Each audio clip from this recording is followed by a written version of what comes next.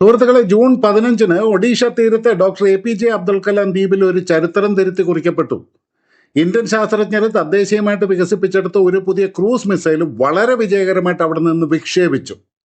ഈ മിസൈലിന്റെ പേരാണ് LRLACM അഥവാ long range land attack cruise missile. വിദേശ മാധ്യമങ്ങൾ ഇതിനെ ഇന്ത്യയുടെ ടോമാഹോക്ക് എന്നാണ് വിളിക്കുന്നത്. എന്നാൽ സത്യം അതല്ല. അമേരിക്കയുടെ പ്രശസ്തമായ ടോമാഹോക്ക് മിസൈലുകളെക്കാളൊക്കെ എത്രയോ മടങ്ങ് മികച്ചതും ആധുനികവും കൃത്യതയുള്ളതുമാണ് നമ്മുടെ ഈ പുതിയ ആയുധം. എന്തുകൊണ്ടാണ് പ്രതിരോധ വിദഗ്ധർ ഇതിനെ ദ ഗോസ്റ്റ് അഥവാ ഭൂതമെന്ന് വിളിക്കുന്നത്? ഇന്ത്യയുടെ കൈവശം ബ്രഹ്മോസ് ഉള്ളപ്പോൾ എന്തിനാണ് പുതിയൊരു മിസൈലും കൂടി? പാകിസ്ഥാനും ചൈനയും എന്തിനാണ് ഈ മിസൈലിനെ ഭയക്കുന്നത്? ഇന്നത്തെ വീഡിയോയിൽ നമ്മൾ ഈ കാര്യങ്ങൾ വളരെ വിശദമായിട്ട് പരിശോധിക്കാൻ പോവുകയാണ്. എല്ലാവർക്കും നമസ്കാരം. ഞാൻ രഘുനാഥ് ചൈതന്യ ഡിഫൻസ് ആൻഡ് ജിയോ പൊളിറ്റിക്സിന്റെ വളരെ എക്സൈറ്റിംഗ് ആയിട്ടുള്ള ഒരു എപ്പിസോഡിലേക്ക് സ്വാഗതം. എന്തുകൊണ്ടാണ് ഈ മിസൈലിന് ദ ഗോസ്റ്റ് എന്ന പേര് ലഭിച്ചതെന്ന് ആദ്യം നമുക്ക് നോക്കാം. ഇതിന്റെ ഏറ്റവും വലിയ പ്രത്യേകത ഇതിന്റെ ടെറൈൻ ഹഗ്ഗിംഗ്, സീ സ്കിമ്മിംഗ് സാങ്കേതിക വിദ്യകളാണ്. അതായത് സാധാരണ മിസൈലുകളെ പോലെ ആകാശത്തേക്ക് ഉയർന്നു പറക്കുന്നതിന് പകരം ഭൂമിയിൽ നിന്നും വെറും 100 മീറ്റർ മാത്രം ഉയരത്തിൽ മലകളോടും മരങ്ങളോടും വളരെ ചേർന്ന് പറക്കാനായിട്ട് ഇതിന് സാധിക്കും. അതും നേർരേഖയിലല്ല, ഒരു സിഗ്സാഗ് പാറ്റേണിൽ. അതുകൊണ്ട് തന്നെ ശത്രുക്കളുടെ ഒരു റഡാറുകൾക്കും ഈ മിസൈൽ വരുന്നത് കണ്ടെത്താൻ കഴിയില്ല. എന്ന് പറഞ്ഞാൽ ഒരു ഭൂതത്തെ പോലെ ആർക്കും പിടികൊടുക്കാതെ ഇത് ശത്രുപാളയത്തിൽ നാശം വിതയ്ക്കും. പൂർണ്ണമായും ഇന്ത്യയിൽ നിർമ്മിച്ച ഈ മിസൈലിന് 1500 കിലോമീറ്റർ ദൂരെയുള്ള ലക്ഷ്യങ്ങളെ വരെ കൃത്യമായിട്ട് തകർക്കാൻ കഴിയും. പരമ്പരാഗത പോർമുനകൾക്ക് പുറമെ ആവശ്യമുണ്ടെങ്കിൽ ആണവ പോർമുനകൾ വഹിക്കാനും ഇതിന് ശേഷിയുണ്ട്. ഇന്ത്യയുടെ സ്വന്തം സാറ്റലൈറ്റുകൾ നൽകുന്ന കൃത്യമായ വിവരങ്ങൾ ഉപയോഗിച്ചാണ് ഇത് ലക്ഷ്യസ്ഥാനത്തേക്ക് കുതിക്കുന്നത്. നിലവിൽ ട്രക്കുകളിൽ നിന്നും, നാവികസേനയുടെ കപ്പലുകളിൽ നിന്നും, അന്തർവാഹിനികളിൽ നിന്നും ഇത് വിക്ഷേപിക്കാം. വൈകാതെ തന്നെ നമ്മുടെ യുദ്ധവിമാനങ്ങളിൽ നിന്ന് പ്രയോഗിക്കാവുന്ന വേരിയന്റും DRDO പുറത്തിറക്കും. ഇതിന്റെ മറ്റൊരു വലിയ പ്രത്യേകത ഇതിന്റെ ഹൃദയമായ മണിക് ടർബോഫാൻ എഞ്ചിനാണ്. ഈ എഞ്ചിന്റെ സഹായത്തോടെ ശബ്ദത്തേക്കാൾ അല്പം കുറഞ്ഞ വേഗതയിൽ സഞ്ചരിക്കുന്ന ഈ മിസൈലിന് ലക്ഷ്യസ്ഥാനത്തിന് മുകളിൽ എത്തിയ ശേഷം അവിടെ വട്ടമിട്ട് പറക്കാനും കൃത്യമായ തക്കം നോക്കി താഴേക്ക് പതിച്ച് ആക്രമിക്കാനും സാധിക്കും. ഇതിനെ ഹോവറിംഗ് അഥവാ ലോയിറ്ററിംഗ് കേപ്പബിലിറ്റി എന്നാണ് പറയുന്നത്. എന്നാൽ ഈ മിസൈലിന്റെ നിർമ്മാണ വഴികൾ അത്ര എളുപ്പമായിരുന്നില്ല. ഏതാണ്ട് 10 വർഷത്തോളം DRDO നിർഭയ് പ്രോഗ്രാമിന്റെ കീഴിൽ ഈ സാങ്കേതിക വിദ്യ വികസിപ്പിക്കാനായിട്ട് ശ്രമിച്ചിട്ടുണ്ടായിരുന്നു. ആദ്യകാലങ്ങളിൽ എഞ്ചിൻ തകരാറുകളും സോഫ്റ്റ്വെയർ പ്രശ്നങ്ങളും എല്ലാം മൂലം പല പരീക്ഷണങ്ങളും പരാജയപ്പെട്ടു. 2020 പല പാശ്ചാത്യ മാധ്യമങ്ങളും ഈ പ്രൊജക്റ്റ് ഒരു പരാജയമാണെന്ന് വരെ എഴുതി തള്ളി. എന്നാൽ തോറ്റു പിന്മാറാനായിട്ട് ഇന്ത്യൻ ശാസ്ത്രജ്ഞർ തയ്യാറായിരുന്നില്ല. ഇന്നിതാ ഒരു തകരാറുമില്ലാതെ ഈ മിസൈൽ ലക്ഷ്യം കണ്ടപ്പോൾ അന്ന് കളിയാക്കിയവരുടെ എല്ലാം വായടപ്പിക്കുന്ന മറുപടിയാണ് DRDO നൽകിയിരിക്കുന്നത്. ഇനി ഇതിനെ നമുക്കൊന്ന് അമേരിക്കയുടെ ടോമാഹോക്ക് മിസൈലുമായിട്ടൊന്ന് താരതമ്യം ചെയ്യാം. ലോകമെമ്പാടുമുള്ള യുദ്ധങ്ങളിൽ അമേരിക്ക ഉപയോഗിക്കുന്ന ഒരു പ്രധാന ആയുധമാണ് ടോമാഹോക്ക്. എന്നാൽ ഇത് 1983 സർവീസിൽ വന്ന പഴയ ഒരു ഡിസൈനാണ്. ഇതുവരെ 50ഓളം സോഫ്റ്റ്വെയർ അപ്ഗ്രേഡുകൾ അമേരിക്ക ഇതിൽ വരുത്തിയിട്ടുണ്ടെങ്കിലും ഇതിൻ്റെ എയർ ഫ്രെയിം പഴയ തന്നെയാണ്. അതുകൊണ്ട് തന്നെ ആധുനിക റഡാറുകൾക്ക് ഇതിനെ എളുപ്പത്തിൽ കണ്ടെത്താനായിട്ട് സാധിക്കും.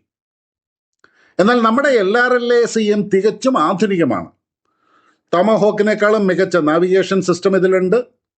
ഇതിലെ സീക്കർ സാങ്കേതിക വിദ്യ ശത്രുക്കളുടെ ഇലക്ട്രോണിക് ജാമിങ്ങിനെ അതിജീവിക്കാൻ കഴിവുള്ളതാണ്. മറ്റൊന്ന് ഇതിൻ്റെ ഭൂപ്രകൃതിയുമായിട്ട് ഇണങ്ങിപ്പോകാനുള്ള കഴിവാണ്. ഹിമാലയത്തിലെ കൊടും തണുപ്പിലും ഉയർന്ന പ്രദേശങ്ങളിലും ഇന്ത്യൻ മിസൈൽ വിജയകരമായിട്ട് പരീക്ഷിച്ച് കഴിഞ്ഞു. എന്നാൽ ഇത്രയും ദുഷ്കരമായ പർവ്വത നിരകളിലൂടെ സഞ്ചരിക്കാനായിട്ട് അമേരിക്കൻ ടോമാഹോക്കിന് സാധിക്കില്ല. മറ്റൊരു ഏറ്റവും വലിയ കാര്യം എന്താണെന്ന് വെച്ചാൽ ഇത് പൂർണ്ണമായിട്ടും ഇന്ത്യയുടെ സ്വന്തമാണ്. അമേരിക്കയിൽ നിന്ന് ഈ മിസൈൽ വാങ്ങിയ ബ്രിട്ടൻ, ജപ്പാൻ, ഓസ്ട്രേലിയ തുടങ്ങിയ രാജ്യങ്ങൾക്ക് ഇത് പ്രയോഗിക്കണമെങ്കിൽ വൈറ്റ് ഹൗസിന്റെ പൂർണ്ണമായ അനുമതി ആവശ്യമാണ്. അവർ അമേരിക്കയെ ആശ്രയിച്ചാണ് നിൽക്കുന്നത്. എന്നാൽ ഇന്ത്യക്ക് ആരുടെയും അനുമതി ആവശ്യമില്ല. എപ്പോൾ, എവിടെ, എങ്ങനെ ഉപയോഗിക്കണമെന്ന് തീരുമാനിക്കാനുള്ള പരമാധികാരം ഇന്ത്യക്ക് മാത്രമാണ്. ഇനി പലർക്കും തോന്നാവുന്ന ഒരു സംശയമുണ്ട്. ഇന്ത്യയുടെ കൈവശം ലോകത്തിലെ തന്നെ ഏറ്റവും മികച്ച ക്രൂസ് മിസൈലായിട്ടുള്ള ബ്രഹ്മോസ് ഉള്ളപ്പോൾ എന്തിനാണ് ഈ പുതിയ LRLACM? യുദ്ധതന്ത്രങ്ങളിൽ ഇവ രണ്ടും പരസ്പരം മത്സരിക്കുന്ന ആയുധങ്ങളല്ല, മറിച്ച് ഒരുമിച്ച് പ്രവർത്തിക്കുന്ന ആയുധങ്ങളാണ്. അതുകൊണ്ട് തന്നെ ഇത് രണ്ടും തമ്മിലുള്ള പ്രധാനപ്പെട്ട വ്യത്യാസങ്ങൾ നമുക്കൊന്ന് നോക്കാം. ആദ്യമായിട്ട് ബ്രഹ്മോസ് ശബ്ദത്തിന്റെ 3 ഇരട്ടി വേഗതയിലാണ് സഞ്ചരിക്കുന്നത്. അതിന്റെ കരുത്ത് തന്നെ ആ വേഗതയാണ്. ശത്രുക്കളുടെ റഡാറിൽ പതിഞ്ഞാലും അവർക്ക് പ്രതികരിക്കാൻ സമയം കിട്ടില്ല. എന്നാൽ LRLA-CM ശബ്ദത്തെക്കാളും കുറഞ്ഞ വേഗതയിൽ സഞ്ചരിക്കുന്ന ഒന്നാണ്. ഇതിന്റെ കരുത്ത് ഒളിഞ്ഞുള്ള ആക്രമണമാണ്, അതായത് സ്റ്റെൽത്ത്. റഡാറുകളെ വെട്ടിച്ച് ഭൂമിയുടെ നിരപ്പിനോട് വളരെ ചേർന്ന് ഇഴഞ്ഞു നീങ്ങാനായിട്ട് ഇതിന് സാധിക്കും. അതുപോലെ അതിവേഗത്തിൽ സഞ്ചരിക്കുന്നത് കൊണ്ട് ബ്രഹ്മോസിന്റെ ഇന്ധനം പെട്ടെന്ന് തീരും. അതുകൊണ്ടാണ് അതിന്റെ പരിധി സാധാരണയായിട്ട് 400 മുതൽ 800 കിലോമീറ്റർ വരെ ആയത്. എന്നാൽ LRLA-CM സബ്സോണിക് വേഗതയിലായതുകൊണ്ട് വളരെ ഇന്ധനക്ഷമതയുള്ള ഒരു മിസൈലാണ്. അതുകൊണ്ടാണ് ഇതിന് 1500 കിലോമീറ്റർ ദൂരം വരെ സഞ്ചരിക്കാൻ കഴിയുന്നത്. ബ്രഹ്മോസ് ഒരു സ്നൈപ്പർ ബുള്ളറ്റ് പോലെയാണ്.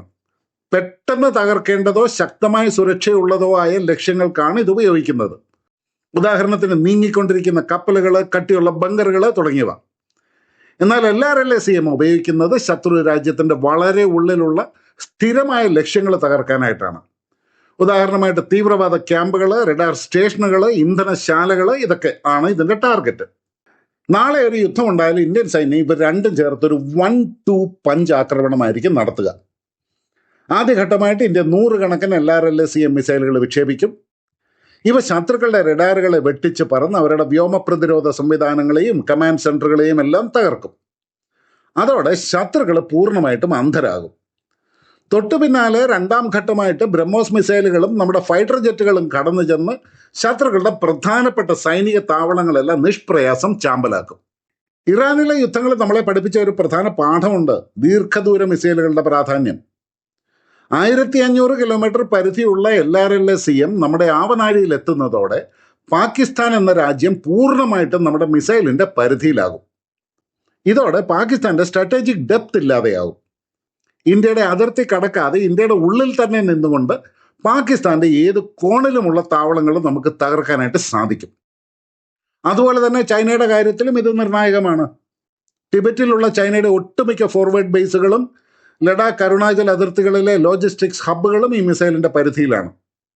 വിദേശ രാജ്യങ്ങളെ ആശ്രയിക്കാതെ നമ്മുടെ സ്വന്തം സാങ്കേതികവിദ്യ ഉപയോഗിച്ച് ശത്രുക്കളെ പ്രതിരോധിക്കാനായിട്ട് ഇന്ത്യ പ്രാപ്തമായി കഴിഞ്ഞു എന്നതിൻ്റെ ഏറ്റവും വലിയ തെളിവാണ് ഇത്. തീർച്ചയായിട്ടും ഇന്ത്യയുടെ സ്ട്രാറ്റജിക് ലാൻഡ്സ്കേപ്പ് മാറിക്കൊണ്ടിരിക്കുകയാണ് സുഹൃത്തുക്കളെ. വിദേശ ആയുധങ്ങളെ ആശ്രയിച്ചിരുന്ന കാലം മാറി സ്വയം പര്യാപ്തമായ ആത്മനിർഭരമായ ഒരു പ്രതിരോധ ശക്തിയായിട്ട് ഇന്ത്യ വളരുകയാണ്, അതിവേഗം കുതിക്കുകയാണ്. ഈ പുതിയ ഗോസ്റ്റ് മിസൈലിനെ കുറിച്ചുള്ള നിങ്ങളുടെ അഭിപ്രായങ്ങൾ താഴെ ഒന്ന് കമൻറ്റ് ചെയ്യുക. ബ്രഹ്മോസിനും LRLA-CM-നുമൊപ്പം ഇന്ത്യൻ സൈന്യം എത്രത്തോളം കരുത്താർജിച്ചു എന്ന് ഈ വീഡിയോയിലൂടെ നിങ്ങൾക്ക് മനസ്സിലായി കാണുമെന്ന് വിശ്വസിക്കുന്നു.